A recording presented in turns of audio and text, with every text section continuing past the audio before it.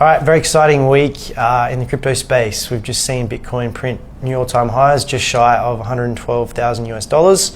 Happened on a significant milestone in the crypto and Bitcoin calendar. Pizza Day was the first time Bitcoin was used in a commercial setting. So to purchase 2 pizzas, I think it was 10,000 Bitcoins for 2 pizzas, would have been worth 1.1 billion if he'd held on to it. Been a lot of other stuff happening around the week as well. Yeah, there has some big moves in the US continue.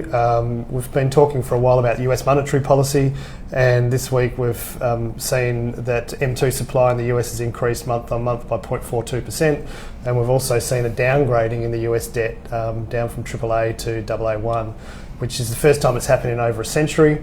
All this has combined to weaken the US dollar, which is pretty key because there's a correlation there with Bitcoin as well. Yeah, absolutely.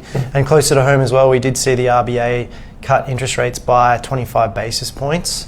Yeah. Look, it's definitely consistent all round that we're seeing this monetary policy globally starting to change.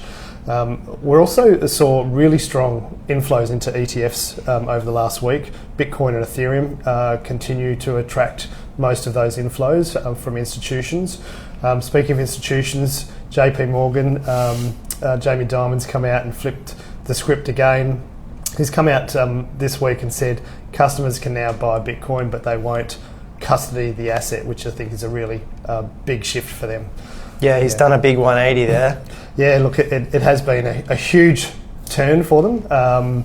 They've done little bits over the years in DeFi and bits and pieces, but they've typically been anti, so it's a big change. But probably the number one thing for the week is the Genius Act, which is the stablecoin bill in the US, which comes in and brings in things like reserves, disclosures, audit requirements, etc. around it. That's a $230 billion plus market at the moment. It's been growing rapidly. It's going to continue to grow, and I think this could bring a lot of US dollars on chain and create that frictionless environment between crypto and fiat. And then probably the big news for the week for me anyway, and I like to think there's a connection with Bitcoin, and that's Shai Gilgeous-Alexander winning MVP yesterday. So go Thunder, right behind him in the final. So been a massive week in crypto and basketball all round. It certainly has.